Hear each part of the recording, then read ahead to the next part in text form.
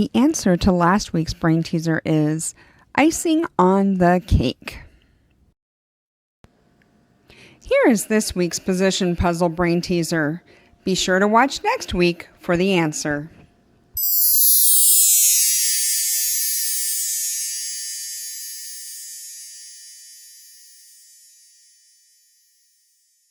In honor of Earth Day, I've chosen the picture book The Digger and the Flower by Joseph Kuefler.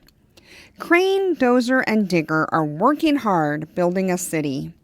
One day, Digger discovers a little blue flower and decides to take care of it. But what will happen when it comes time to build on the land where his flower is growing? Find out in The Digger and the Flower. April is National Poetry Month, so I wanted to read 2 poems for you from a book of poetry that was one of my favorites as a kid, Where the Sidewalk Ends. And when I remember growing up, we had to memorize different poems from this book, and so these were 2 of my favorites. Bear in There by Shel Silverstein. There's a polar bear in our Frigidaire. He likes it 'cause it's cold in there. With his seat in the meat and his face in the fish and his big hairy paws in the buttery dish. He's nibbling the noodles. He's munching the rice. He's slurping the soda. He's licking the ice. And he lets out a roar if you open the door. And it gives me a scare to know he's in there, that polary bear in our Frigidaire. Sarah, Cynthia, Sylvia Stout would not take the garbage out by Shel Silverstein. Sarah, Cynthia, Sylvia Stout would not take the garbage out. She'd scour the pots and scrape the pans, candy the yams and spice the hams. And though her daddy would scream and shout, she simply would not take the garbage out. And so it piled up to the ceilings. Coffee grounds, potato peelings, brown bananas, rotten peas, chunks of sour cottage cheese. It filled the can, it covered the floor, it cracked the window and blocked the door.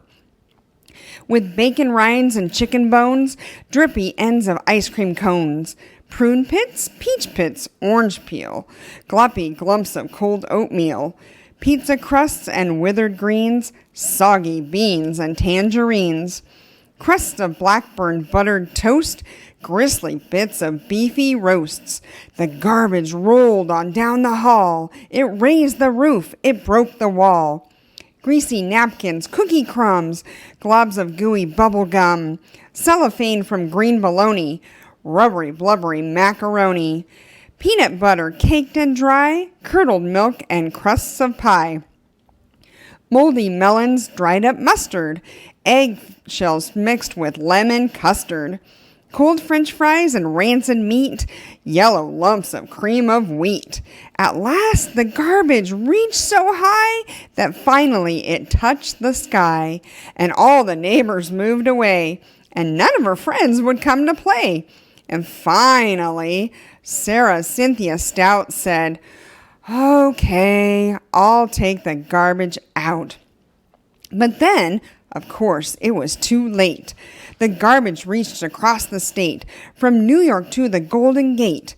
And there, in the garbage she did hate, poor Sarah met an awful fate that I cannot right now relate because the hour is much too late. But children, remember Sarah Stout and always take the garbage out. Hi, it's Gretchen and welcome to More to Explore. Today we are going to do an activity. We're going to be planting sunflowers that helps our pollinators in the area. If you were able to join us for STEAMFest, this activity was included, and so this video will look very familiar. If you'd like, you can plant another sunflower, or you can gift it to a friend for them to plant. The more sunflowers and flowers that we can have for our pollinators, the better. It's amazing all the great things that pollinators do, which you will be finding out by watching this next video.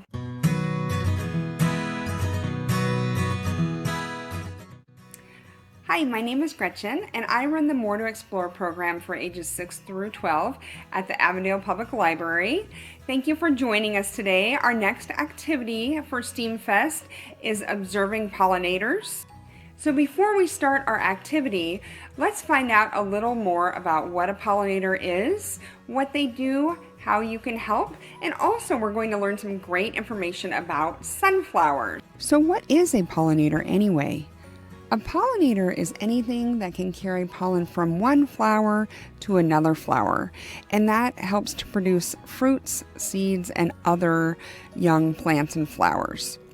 Sometimes the moving of the pollen is intentional, sometimes it's unintentional when certain pollinators get pollen stuck to their body while they're eating or drinking, and then they move from flower to flower. We have a challenge for you. Can you name 5 or more pollinators? If you're doing this activity with your family, have each person think in their head how many pollinators they can come up with, and then see who can find the most.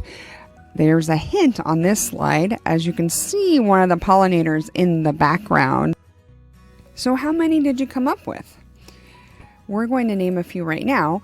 There are some unintentional ones that aren't living creatures like wind and water that moves pollen along, but we also have bees, butterflies, birds, including here's a hummingbird that moves pollen from one flower to another, ladybugs and other types of beetles. And then here were some that I didn't think of right away. Flies, moths. This moth you can see in the picture is actually called a hummingbird moth. This picture is cool also because you can see that the moth is drinking nectar out of the flower using its long tongue, which is called a proboscis. Bats are also pollinators. Why are pollinators important? Obviously, it's cool to watch birds or bees or even bats, but why else are they important to our ecosystem? So for humans, they're important because 1 out of every 3 bites of food you eat exist only because of pollinators, and that includes fruits, vegetables, and seeds. They also are able to support the food and habitat of animals, which many of us also eat. Pollinators pollinate 75% of all flowering plants on Earth. This also gives us clean air, it gives us oxygen, supports wildlife, and stabilizes soil. Finally, they help with our economy or business by helping farmers increase their crop production. In 2010, $29 billion of crop production was due to honeybees and other insect pollinators. You might be wondering how you can help, and one of those ways is by planting flowers and plants. And in your kit today, you'll be planting a sunflower, which is a great way to help pollinators. Also, other ways you can help would be to limit pesticides, which are poisons that kill off bugs, but can also harm bees and other pollinators. You can also create a place for pollinators to drink. What you need for this is a shallow dish with water in it, plus some rocks that are partially submerged, which means they're partly in the water and partly above the water. How this helps is the pollinators can land on the rocks and they have somewhere to sit and drink the water. I got this information from the National Park Service's website, which is nps.gov. And I want to mention the website because it is super cool. There are all sorts of things on there. When I think of the national park, I think more about trails and hiking and different places to explore, but they have lots of different resources on their website, different topics, different activities you can do, as well as links to specific parks that have other activities.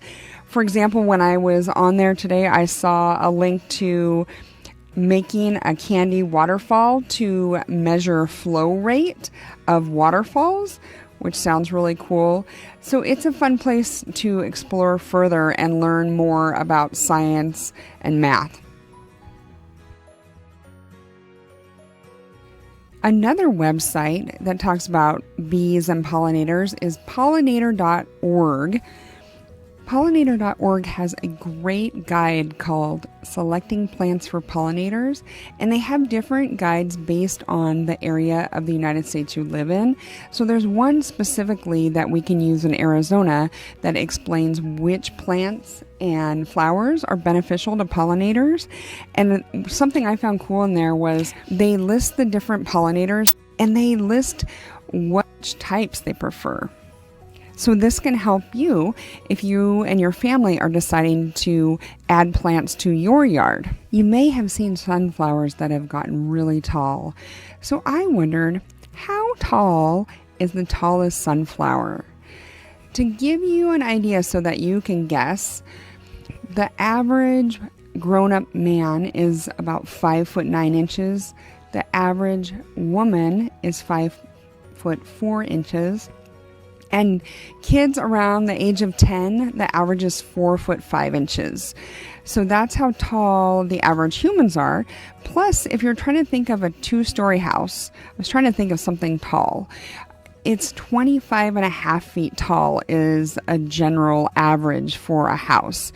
So think of a guess of how tall you think the world's tallest sunflower has gotten to grow to. The answer is 30 feet 1 inches, which is a sunflower grown by Hans Peter Schiffer in Germany, and it was recorded as a world record in 2014.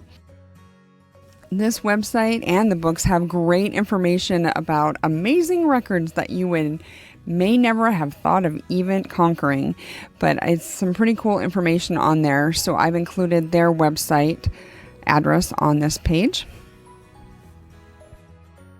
Another amazing part of sunflowers, which are great flowers for pollinators, is something that's found in nature called the Fibonacci Sequence.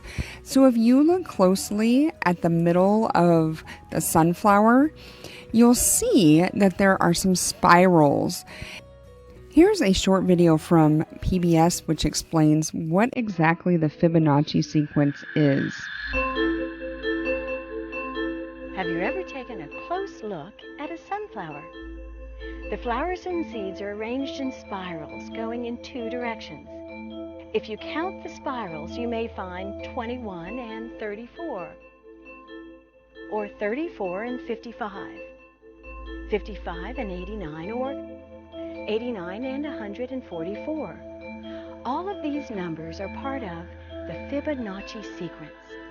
Leonardo Fibonacci was an Italian mathematician who introduced his sequence in 1202 AD. Each number in his sequence is the sum of the 2 numbers before it. His sequence goes 0, 1, 1, 2, 3, 5, 8, 13, 21, and so on. What's fascinating about this is that Fibonacci numbers appear throughout nature, not just in the spirals of sunflowers, but in the spirals of pine cones and the number of petals found on many flowers. As it turns out, it's about efficiency. The arrangement of spirals packs the greatest number of seeds into the sunflower head, no matter what its size.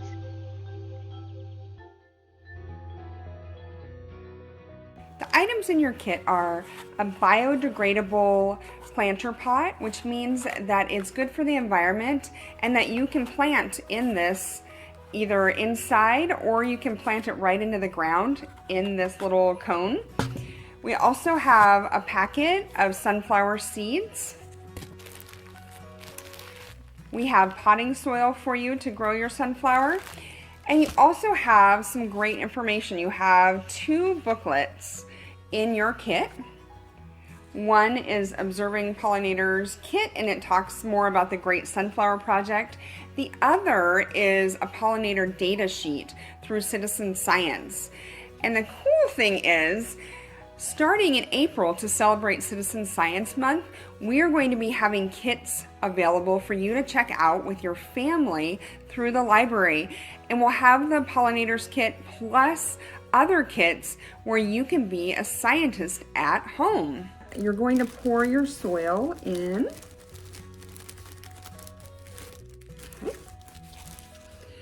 And so I have my soil is kind of all over the place, so I'm going to tap it down so it's even on top. And then I'm going to make finger holes to put my seeds in. And I think 4 would be good. We gave you extra so you can plant more later. And we didn't want to give you just 1 just in case that sunflower didn't work out. So I'm just going to put my finger in and make little dents where my seed is going to go.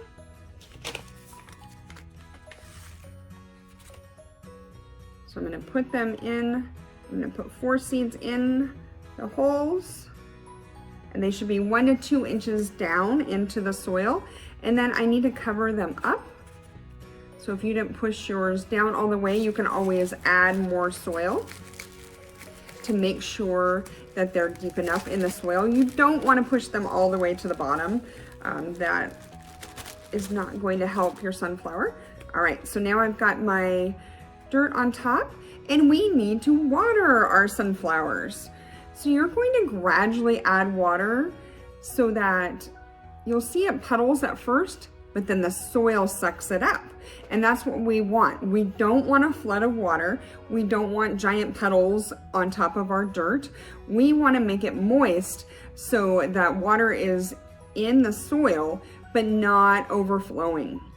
And I can tell that my soil is a lot heavier now because it's filled with water.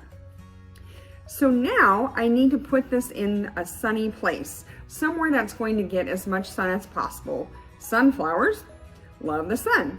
So I will put that there, and then every day I'm going to water my plant, my soil, and my seed in here.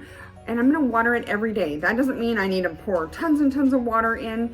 I just wanna do the same thing where I'm making the soil moist, but not soggy, so not super watery. If you're doing this inside, it's good to have a little plate or saucer underneath your container because this is a biodegradable container. It will break down over time, and so we don't want a giant mess. You can also plant this into a pot with soil. You can plant this directly into the ground and it will dissolve over time and break down. But you have some options. If you're going to be planting these outside, you want to make sure to till the soil, which means to break it up. And our soil can be really hard because of where we live. And so you might want to add some of the planting soil. That way it gives the sunflower a good space to grow. Sunflowers can be planted from February through July, and their blooms will blossom year-round, which is cool. It takes about 70 to 100 days is the growing period. So you should start to see sprouts after it's been a while. But be patient. It's not going to grow overnight into this giant sunflower, definitely not the size of the one that we saw from the Guinness Book of World Records. But hopefully this will help you get started with growing different plants to help the pollinators in our area. You're growing a wonderful plant to help pollinators, but in the meantime, you can observe different pollinators. So you have this data sheet, and it has different types of bees and birds and other pollinators on here. And what the goal is, you want to pick a place that has lots of flowers, and you're going to observe that area for 5 minutes. And you're going to keep track of how many of each pollinator you see. And so you have this data sheet, so when you're watching the different flowers, you can record how many pollinators you see in that 5 minutes. And then you can move to a different place and check that area out. Maybe you'll notice some trends. Maybe you see that certain birds or bees like different flowers, or maybe you'll see that certain flowers are not getting any bees. By uploading your data to thegreatsunflower.org, you're helping be a scientist and show which plants are popular with your pollinators and which ones may not be, what type of pollinators you're seeing in our area, and that really helps all the scientists to gather a lot of data. You're helping them since they can't be everywhere in the world at the same time. You are being a scientist and giving them data to add to the big picture. So watch our Facebook page and our website for more information about April's Citizen Science Month and the cool kits that will be available for you to use. I hope you enjoyed learning more about sunflowers and pollinators, and you've got your own start to creating a sunflower. And if you continue taking care of it, giving it air and sun and water, and it's got its soil, please post any pictures of your growing sunflowers to our Facebook page. We would love to see the progress. Thanks so much, scientists.